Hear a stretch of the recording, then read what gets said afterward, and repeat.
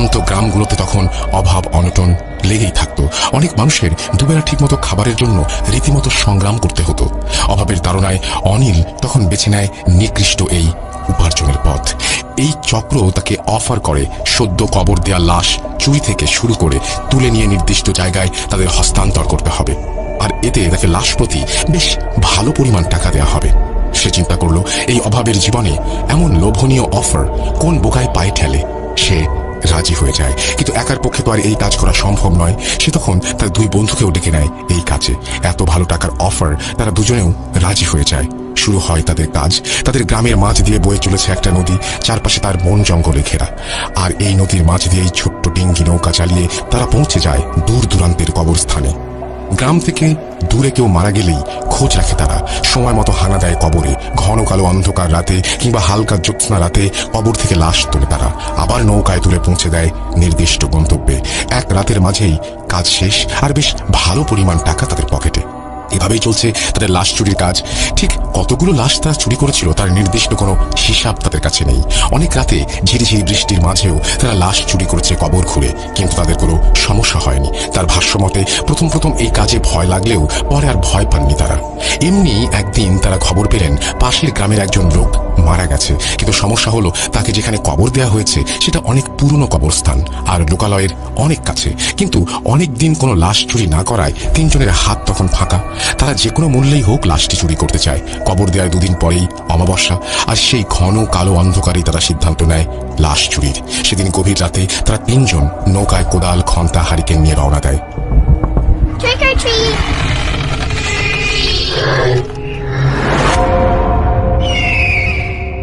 তাদের গ্রাম থেকে নদীপথে প্রায় 30 মিনিটের পথ। ঘন অন্ধকারে তারা হারিকেন ব্যবহার করছে, কারণ এর আলো কম হলেও তা লোকজনের চোখে সহজেই ফাঁকি দেওয়া যায়, যেহেতু কবরস্থানটা লোকালয়ের অনেক কাছে। আর তারা যখন কবরস্থানের পাশে পৌঁছে গেল, নৌকা থেকে নেমে দেখলো বেশ অনেক বড় বড় গাছ আর বাঁশঝাড় দিয়ে ভরা এই কবরস্থান। তাদের হাতে একটা ছোট্ট টর্চ লাইটও ছিল। অনিল সেটা জ্বালাতেই দেখলো গাছগুলো অনেক পুরনো, গায়ে শ্যাওলা পড়ে আছে, জঙ্গলি লতায় কোনো কোনো গাছের ডালপালা জড়িয়ে গেছে।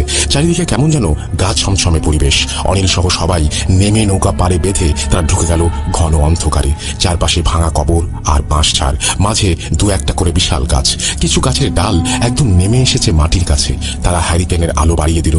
তার আলোতে গাছের ছায়াগুলো কেমন যেন দৈত্যাকার মনে হচ্ছে। নতুন কবরটা তারা খুঁজে পেল, কিন্তু সেটা একদম ফাঁকা একটা জায়গায়। চারপাশে খুব বেশি গাছপালা নেই। হ্যারিকেনটা পাশে রেখে তারা কবর খুঁড়তে শুরু করে। প্রথমে অনিল কিছুটা খোঁড়ে, এরপরে আরেকজন শুরু করে। অনিল হ্যারিকেনের পাশে বসে দেখছে।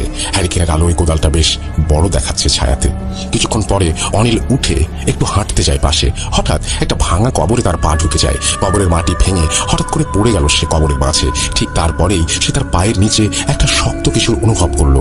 হাড় ভেবে টেনে বের করতে গেল, হাত দিয়ে ধরে দেখলো চাকতির মতো কিছু একটা, আর সেটা বের করে সামনে ধরতেই দেখলো হ্যারিকেনের আলোতে চকচক করে উঠলো। সেটি মনে হচ্ছে সোনালী কালারের দামি কোনো ধাতব কিছু, যেটা দেখতে অনেকটা স্কুলের ঘন্টার মতো লাগছে, কিন্তু তার দুইটা পার্ট, মনে হচ্ছে দুইটা ঘন্টা একসাথে জোড়া লাগানো হয়েছে। জিনিসটা দেখে তার অনেক লোভ হলো। সে ভাবলো এত পুরনো কবরে এমন জিনিস নিশ্চয়ই দামি কিছু হবে। সাথে সাথে লুকিয়ে ফেললো সেটা, যাতে বাকি দুজন না দেখে। জামার মাঝে করে নিয়ে এসে তার ব্যাগের মাঝে রেখে দিল। এদিকে কবর খোঁড়া প্রায় শেষের দিকে। একপাশের খাড়ালের মাঝে দিয়ে সাদা কাফন দেখা যাচ্ছে। ঠিক তখনই তারা কিছু মানুষের গলার আওয়াজ শুনতে পেল, আর কিছু লাইটের আলো দেখতে পেল তাদের দিকে ছুটে আসতে। বুঝতে বাকি রইল না যে মানুষ টের পেয়েছে কবর খোঁড়ার ব্যাপারটা। ভয়ে তিনজন তাড়াতাড়ি কোদাল আর হ্যারিকেন সব নিয়ে নৌকার দিকে দৌড়াতে শুরু করলো।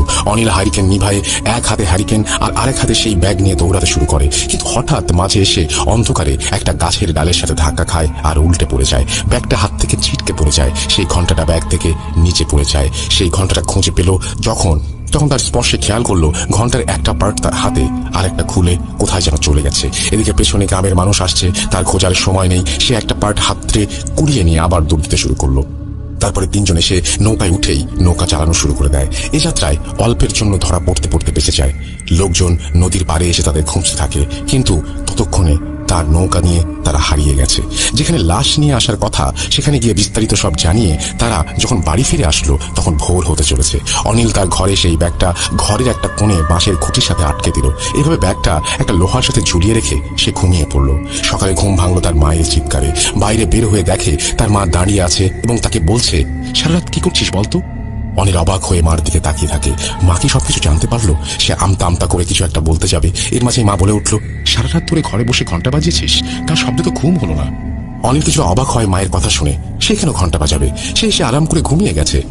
পরের দিন অনিলের ঘুম ভাঙে আবার তার মায়ের ডাকে। সে ঘুম থেকে উঠে বাইরে বের হয়ে দেখে তার মায়ের সাথে আরো কিছু প্রতিবেশী এসে জড়ো হয়েছে। তাদের সবার এক অভিযোগ, রাত ভর এই ঘন্টা বাজানোর শব্দে তারা ভালো করে ঘুমোতে পারেনি। সবাই প্রচন্ড রেগে যায় অনিলের ওপরে। কি হচ্ছে রাতে কিছুই বুঝতে পারে না সে। তার রুম থেকে নাকি ঘন্টার আওয়াজ হয়, আর সে দিব্যি ঘুমিয়ে আছে কিন্তু জানে না। অথচ বাড়ির আশেপাশের মানুষ ঘুমাতে পারেনি। সে সবার কাছে মাফ চেয়ে রুমে চলে আসে। তারপরে ব্যাগ নামিয়ে দেখে ব্যাগের ভেতরে ঘন্টাটা যেমন রেখেছে ঠিক তেমনি আছে, কোনো পরিবর্তন নেই। কিন্তু ব্যাগ আবার ওপরে রাখতে গিয়ে সে অবাক হয়ে যায়। কয়েকটি তেলাপোকা আর টিকটিকি মরে পড়ে আছে সোজা ব্যাগের নিচের মাটিতে। দেখে কিছুটা অবাক হয় অনিল। বিষয়টা আমলে না নিয়ে সে তার সব কাজ শেষ করে রাতে আবার ঘুমোতে যায়। তখন দেখে তার পোষা বেড়ালটা তার ঘরে এসেছে। সে বিছানায় শুয়ে পড়ার সাথে সাথে ঘাড় ঘুরিয়ে দেখে বিড়ালটি বসে আছে ঘন্টা রাখা তার সেই ব্যাগটার নিচে। বিড়ালটি বসে এক দৃষ্টিতে তাকিয়ে আছে তার দিকে। সেদিন রাতেও সে ঘুমিয়ে যায়। সকালে আবার কোলাহল। বাইরে যেতেই দেখে অনেক প্রতিবেশী, প্রচুর রাগ তার উপর। প্রতিবেশীরা বলে তারা নাকি শান্তিতে ঘুমোতে পারছে না এই ঘন্টার আওয়াজে। সে সবকিছু শুনে আবার যখন রুমে ফিরে আসে দেখে বিড়ালটি ঠিক আগের মতোই একভাবে বসে আছে ব্যাগের নিচে, এক দৃষ্টিতে তাকিয়ে আছে তার খাটের দিকে। সে কিছুটা অবাক হয়ে যায়, বিড়ালটিকে পা দিয়ে ধাক্কা দেয়। বিড়ালটির সাথে সাথে উল্টে পড়ে যায়। তাড়াতাড়ি হাত দিয়ে ধরে দেখে বিড়ালটি যেভাবে ছিল ঠিক সেভাবেই চোখ খোলা রেখে মরে পড়ে আছে। এবার অনিলের প্রচুর ভয় হতে শুরু করে। কেন এমনটা হচ্ছে? প্রতি রাতে কে ঘন্টা বাজায় এটা দেখার জন্য আজ রাতে সে জেগে থাকবে বলে ঠিক করে। ভাবনা মতো রাতে ঘুমের ভান করে বিছানায় শুয়ে থাকে অনেক রাত, কিন্তু কিছুই নেই, সবকিছু স্বাভাবিক। চোখ লেগে আসছে তার, কোনো মতেই যেন ঘুমে আর চোখ খুলে রাখা যাচ্ছে না। কখন যেন ঘুম চোখে লেগে এসেছিল তার। হঠাৎ একটা শব্দে ঘুম যেন নিমিশেই হারিয়ে গেল তার চোখ থেকে। ঘরের টিনের চালের ওপর কি যেন হেঁটে বেড়াচ্ছে এপাশ থেকে ওপাশ। সাহস করে উঠে বসলো সে। কৌতূহল নিয়ে ব্যাগটার কাছে গেল। দেখে ব্যাগ ঠিক আগের জায়গাতেই আছে, কিন্তু ব্যাগের মাঝে সেই ঘন্টাটি নেই। আবার টিনের চালের ওপরে কিছু দৌড়ানোর শব্দ। অনিল দৌড়ে বের হয়ে আসলো ঘরের বাহিরে। আধো আলোতে তাকাতেই দেখলো একটা কালো অবয়ব দ্রুত গতিতে ঘরের এক প্রান্ত থেকে অন্য প্রান্তে গিয়ে মিলিয়ে গেল। অনিল ভয় তখন জায়গা থেকে নড়ার শক্তি হারিয়ে ফেলেছে। তার মুখ দিয়ে কোনো আওয়াজ বের হচ্ছে না। শরীরের সমস্ত শক্তি দিয়ে চিৎকার করেও সে যেন আজ সেই শব্দ বের করতে পারছে না। মনে হচ্ছে এখনই জ্ঞান হারিয়ে ফেলবে। হঠাৎ ঘন্টার একটা মৃদু শব্দ ভেসে আসলো তার কানে। এক দৌড়ে ঢুকে গেল রুমের মাঝে। তারপরে আর কিছু মনে নেই তার। সকালে ঘুম থেকে উঠেই ব্যাগের কাছে গেল সে। ব্যাগ আর ঘন্টা যেমন ছিল তেমনই আছে, কোনো পরিবর্তন নেই। তার স্পষ্ট মনে আছে এখানে শুধু ব্যাগ ছিল, ব্যাগের মাঝের সেই ঘন্টাটি ছিল না। এই ঘন্টা থেকে সে এবার মুক্তি চায়। ব্যাগটা হাতে নিয়ে বের হয়ে গেল অনিল। একটা বড় নদীর নির্জন মোড়ে এসে দাঁড়ালো। তারপরে আস্তে করে ব্যাগ থেকে ঘন্টাটা বের করে ছুঁড়ে ফেলে দিল নদীর মাঝে। মনে হলো তার অনেক বড় একটা চিন্তা নেমে গেল মাথা থেকে। বাড়ি ফিরে আসলো সে। প্রতিদিনের মতো কাজ শেষ করে আবার ঘুমিয়ে পড়লো সে। মাঝরাতে আবার টিনের ওপরে সেই দৌড়ানোর শব্দে ঘুম ভেঙে গেল। উঠে দেখে ব্যাগ যেমন রয়েছে তেমনই আছে, ঘরের ওপরে শব্দটার নেই। ভয়ে ভয়ে বিছানা থেকে এক পা দুই পা করে নেমে এলো অনিল। ব্যাগটা যেন তাকে কাছে টানছে। এগিয়ে গেল ব্যাগটার দিকে, কাঁপা কাঁপা হাতে ব্যাগটার দিকে হাত বাড়িয়ে দিল অনিল। ব্যাগটা হাতে নিতেই খুলে যেন ভয়ের একটা প্রচন্ড স্রোত বয়ে গেল তার শির দাঁড়ায়। ব্যাগের মাঝে সেই ঘন্টাটি, আর ঘন্টার গায়ে এখনো লেগে আছে পানি। মনে হচ্ছে এই মাত্র কেউ পানি থেকে সেটা তুলে নিয়ে এসেছে। একটা সামান্য ঘন্টা দেখে যে মানুষ এত ভয় পেতে পারে এটা সে উপলব্ধি করতে পারেনি। ব্যাগটা আবার রেখে শুয়ে পড়লো আর চিন্তা করতে থাকলো কি করা যায় এই ঘন্টা নিয়ে। সকালে ঘুম থেকে উঠে বাজারে বিক্রির জন্য নিয়ে যায় সেই ঘন্টাটি। এক ভাঙারির দোকানে বিক্রি করে ফিরে আসে সে। তারপর থেকে সবকিছুই স্বাভাবিক, কোনো সমস্যা নেই। অনেক ভাবলো যাক অবশেষে এই যন্ত্রণা থেকে মুক্তি পাওয়া গেছে। এই ঠিক 7 দিন পরে একটা ছেলে ব্যাগ হাতে হন্তদন্ত হয়ে ছুটে আসলো তার বাড়িতে। এসে বলল, আমাকে এক গ্লাস পানি দেন। পানি খেয়ে ছেলেটি ব্যাগটি এগিয়ে দেয় অনিলের দিকে। ব্যাগটা হাতে নিয়ে অনিল ভেতরে তাকিয়ে দেখলো সেই ঘন্টা। ছেলে তার দিকে তাকিয়ে বলল, এই ঘন্টা কেনার পরে বাবা এটাকে আমাদের বাড়িতে নিয়ে যায়, তারপর থেকে আমাদের পরিবারের কোনো কিছু ঠিক নেই। ছেলেটি কাঁপা কাঁপা স্বরে বলতে শুরু করলো, বাবা সেই ঘন্টাটি নিয়ে এসে রুমের ভিতরে রেখে দিয়েছিল। হঠাৎ রাতে টিনের চালের উপর ভারী কিছু একটা হাঁটার শব্দ পেয়ে ঘুম ভেঙে যায়। তিনি উঠে যান বাইরে দেখতে। দেখেন একটা কালো অবয়ব দ্রুত গতিতে এই পাশ থেকে ও পাশে চলে যাচ্ছে। বাবা অনেক ভয় পেয়ে যায়। তিনি একটা চিৎকার দিয়ে দৌড় দিবেন, ঠিক এমন সময় অবয়বটা তার দিকে তাকিয়ে একটা ধাক্কা দেয়। আমরা বের হয়ে বাবাকে অবচেতন অবস্থায় পাই। তাকে রুমে নিয়ে যাই। সকালে জ্ঞান ফেরার পরে বাবা আমাদের এই ব্যাপারগুলো বলেন, কিন্তু পরদিন থেকেই বাবার মাঝে একটা অস্বাভাবিক কিছু লক্ষ্য করি আমরা। বাবা কেমন যেন চুপচাপ হয়ে গেছেন সব সময়, কারোর সাথে কোনো কথা বলেন না। হাসি খুশি মজার মানুষটা যেন এক মুহূর্তে বদলে গেল আমাদের সামনে। আমরা বুঝছিলাম না। হঠাৎ কি হলো? এর 3 দিন পরে ঘটলো এক ভয়ানক ঘটনা। আমাদের কয়েকটি গরু ছাগল আছে। বাবার থাকার ঘরের পাশেই আরেকটা ঘরে এগুলো রাখা হয়। মাঝরাতে হঠাৎ একটা গরুর চিৎকারে আম্মুর ঘুম ভেঙে যায়। তিনি উঠে দেখেন বাবা পাশে নেই। সেই সময় বাড়িতে চোরের উৎপাত ছিল অনেক বেশি। চোর ভেবে হয়তো শব্দ শুনে বাবা উঠে গেছেন। এটা ভেবে আম্মু নিজে উঠে যান দেখতে কি হয়েছে। তিনি লাইট হাতে এগোতে দেখেন গোয়াল ঘরের দরজা খোলা। গরুগুলো যেমন ছিল ভয় শয়ে একদিকে তাকিয়ে আছে। ভেতরে যে লাইট ধরতে আম্মু দেখেন বাবা একটা ছোট বাচ্চা ছাগলের পা ধরে গলা থেকে চুইয়ে পড়া রক্ত খাচ্ছে, আর ছাগলের মাথাটা পাশে পড়ে আছে। ছাগলের মাথাটা ছিঁড়ে পড়ে থাকা দেখে মনে হচ্ছে কেউ মুচড়ে সেটাকে টেনে ছিঁড়ে ফেলেছে। বাবার মুখে তাজা রক্ত লেগে আছে। আম্মু লাইট ধরতেই তিনি আম্মুর দিকে তাকিয়ে একটা হাসি দিয়ে অনেক ভারী কণ্ঠে বলেন, ঘন্টা ফিরে এসেছে, ঘন্টা ফিরে এসেছে, কেউ বাঁচবি না, ঘন্টা আবার ফিরে এসেছে। এরপরে আম্মু একটা চিৎকার দিয়ে জ্ঞান হারিয়ে ফেলেন। আমরা দৌড়ে বের হতে গিয়ে দেখি এই অবস্থা। আম্মুকে ধরে রুমে নিয়ে আসি, আর বাবাকেও কয়েকজন ধরে রুমের দিকে নিয়ে আসি। তার এই অবস্থা, যে শরীরে এত শক্তি, আমরা কজন মিলেও তাকে আটকাতে পারছিলাম না। অনেক কষ্টে তাকে রুমে আনা হয়। তিনি ঘুমিয়ে যান, আর ঘুম থেকে উঠলেই পাশে যেই থাক তার হাত বা পায়ে কামড় দিয়ে রক্ত খাওয়ার চেষ্টা করেন আর বলেন, ঘন্টা ফিরে এসেছে। পরে আমরা বাধ্য হয়েই তাকে খাটের সাথে বেঁধে রাখি, কিন্তু সকাল হলেই সবকিছু স্বাভাবিক। তিনি যে রাতে এত কিছু করেছেন তার কোনো কিছুই তিনি মনে করতে পারেন না, এমনকি বিশ্বাসও করেন না। পরের দিন রাতে আমার আম্মু চিৎকার, আর দৌড়ে আমরা রুমে গিয়ে দেখি দরজা খোলা, বাবা নেই। আমরা লাইট নিয়ে বাবাকে খুঁজতে বের হই। বাড়ির আশেপাশে খুঁজে দেখি বাবা একটা জঙ্গলের মাঝে দিয়ে এদিক ওদিকে দৌড়াচ্ছেন। আমাদের দেখে আবার দৌড় দেন। অনেক কষ্টে তাকে ধরে নিয়ে আসি। সে এসেই খাবার চায়, আর এত বেশি পরিমাণে খাওয়া শুরু করে যেটা অনেক অস্বাভাবিক। আমরা আবার তাকে বাধ্য হয়ে বেঁধে রাখি। এরপরে আমি সেই ঘন্টার ব্যাগটা নিয়ে আমার রুমে রেখে দেই। আমিও রাতে টিনের ওপরে কিছু দৌড়াদৌড়ির শব্দ পাই, আর মৃদু একটা ঘন্টা বাজানোর শব্দ পাই। এরপরে সকালে বাবার আবার রাতে কিছুই মনে নেই, সব ঠিক, তিনিও স্বাভাবিক। বুঝলাম এই ঘন্টাটাই যত সমস্যা। বাবার কাছ থেকে আপনার ঠিকানা শুনে আমি নিয়ে আসলাম এটা। আপনি এই ঘন্টা রেখে দেন, টাকা ফেরত দিতে হবে না, তবু এই ঘন্টা আপনার কাছেই রেখে দেন। এই কথাগুলো বলে ছেলেটি ঘন্টাটা অনিলের হাতে দিয়ে চলে যায়। অনিল খুব চিন্তায় পড়ে যায়, এই ঘন্টা নিয়ে এখন সে কি করবে, কিভাবে মুক্তি পাবে এই অভিশপ্ত ঘন্টা থেকে। অনিল ঘন্টাটা অন্য একটা ফাঁকা ঘরে রেখে দেয়। 3 দিন পরে আরো একটা লাশ তোলার কাজ পায় সে। অনেকদিন ধরে বেকার বসে আছে, হাতে টাকা পয়সাও নেই, তাই আবার ঝুঁকিটা নেয়। যেই ভাবা সেই কাজ। সে সাথে দুজনকে বলে আজ রাতে তারা এই গ্রামে যাবে নতুন একটা কবর খুঁড়তে। তার সাথের লোকগুলো তখন রাজি হয়ে যায়। মাঝরাতে কথা মতো কবর খোঁড়ার সরঞ্জাম নিয়ে নদীর পাড়ে হাজির হয় অনিল। দূর থেকেই দেখতে পায় তার সাথের দুজন দাঁড়িয়ে আছে নৌকার পাশে। অনিল আসে এবং ব্যাগটা নৌকায় রেখে নৌকায় ওঠে, আর বৈঠা নিয়ে বসে পড়ে মাথায়। অপর দুজন কাদা থেকে নৌকা ধাক্কা দিয়ে পানিতে নামিয়ে সামনে বসে পড়ে। মাথার ওপরে পূর্ণ চাঁদের আলো নদীর পানির ছোট ছোট ঢেউতে পড়ে যেন চকচক করছে। জ্যোৎস্নার আলোয় যেন ভেসে যাচ্ছে চারপাশ। অনিলের সাথে থাকা দুজন লোক কাজে যাওয়ার সময় প্রচুর কথা বলে, কিন্তু আজ তারা একদম চুপচাপ। নদীতে বৈঠার শব্দ আর বাড়ির ঝিঝি পোকারে ডাক ছাড়া যেন আর কিছুই শোনা যাচ্ছে না। নীরবতা ভেঙে অনিল কথা বলতে শুরু করলো। কিরে, তোরা দুজন নৌকা একেবারে সামনে যেয়ে চুপচাপ বসে আছিস কেন? তোরা ছোট কথাই বলিস না? তাদের একজন শুধু বলে, ভালো করে নৌকা চালা। অনিলের কেমন যেন লাগে ব্যাপারটা। তারা আজ তার দিকে তাকিয়েও কথা বলছে না। এমনিতে কাজে গেলে তারা প্রচুর আড্ডা দেয়, অনেক কথা বলে, কিন্তু আজ যেন সবকিছুই অন্যরকম। জ্যোৎস্নার আলোয় ভেসে ভেসে চলেছে নৌকা। একটু দূরেই একটা জমজমাট ঘন কালো অন্ধকার দেখা যাচ্ছে। জ্যোৎস্নার এই অবারিত আলো যেন উজ্জ্বল করে উঠতে পারেনি সেই জায়গার একটা কোণা। অনিল নৌকার মাথা ঘুরিয়ে সেই জমাট বাঁধা অন্ধকারের দিকে নৌকা নিয়ে গেল। কাছে যেতেই আবছা আলোয় দৃশ্যমান একটা বাঁশঝাড়ের নিচে নৌকা থামিয়ে নেমে পড়লো তারা। নৌকাটাকে একটা বাঁশের সাথে বেঁধে নেমে সেই বাঁশঝাড় পেরোতেই দেখতে পেল ফাঁকা বিশাল একটা মাঠ। দেখে মনে হচ্ছে ফসলি জমি, কিন্তু এই মুহূর্তে কোনো ফসল নেই। দ্রুত গতিতে তারা হেঁটে চলেছে সামনের দিকে। জ্যোৎস্নার আলোয় সামনে একটু একটু করে যেন অন্ধকার মিলিয়ে সব দৃষ্টিগোচর হচ্ছে অনিলের কাছে। ওই যে একটু দূরে দেখা যাচ্ছে আরো বাঁশের সারি, আর সেখানেই রয়েছে একটা কবরস্থান, যাতে সদ্য কবর দেয়া একটা লাশ রয়েছে। কবরস্থানে যাওয়ার পরেই হ্যারিকেন জ্বালিয়ে দিতে যায় অনিল, কিন্তু সাথে থাকা দুজন লোকের একজন তাকে বলে, এবার আর হ্যারিকেন জ্বালানোর দরকার নেই, চাঁদের আলোতেই তো অনেক ভালো দেখা যাচ্ছে। অনিল দেখলো অন্ধকারে একটু তাকিয়ে থাকলেই চোখ সয়ে যাচ্ছে, ফলে মোটামুটি ভালোই দেখা যাচ্ছে। আর বাঁশ ও গাছের ফাঁক দিয়ে আসা চাঁদের আলোর রেখায় তা স্পষ্ট হয়ে উঠছে। অনিল ভাবলো লাশ তোলার সময় হ্যারিকেন জ্বালিয়ে দেবে। কাঁধের কোদাল নিয়ে কবরটার দিকে এগিয়ে যায় অনিল। কবরের এক মাথা থেকে কোদাল চালাতে শুরু করে। কবরের ঝুরঝুরে মাটিতে কোদাল চালিয়ে সরিয়ে দিচ্ছে অনিল। একটু পরেই এক পাশে বাঁশের চাটাই বের হয়ে আসলো। অনিলের গা ঘেমে তখন টপ টপ করে পানি পড়ছে। কোদালটা কবরের পাশে রেখে আরেকজনকে খুঁড়তে বলে ঘাম মুছতে লাগলো অনিল। এরপরে একটু দূরে চলে গেল সে। গাছ আর বাঁশঝাড়ের জন্য গ্রামের দিকের আলো কিছুই দেখা যায় না, তাই অনিল কবরস্থান থেকে বের হয়ে একটু সাইডে আসলো দেখতে দূরে গ্রামের দিকে কোনো আলো দেখা যায় কিনা। গ্রামের দিকে ঘন অন্ধকার, কিছুই দেখা যাচ্ছে না। একটা মাটির মেঠো পথ চলে গেছে ফসলের জমির মাঝ দিয়ে। রাস্তার দুপাশে গাছের সারি, চাঁদের আলোয় যেন ভয়ঙ্কর দেখা যাচ্ছে চারপাশ।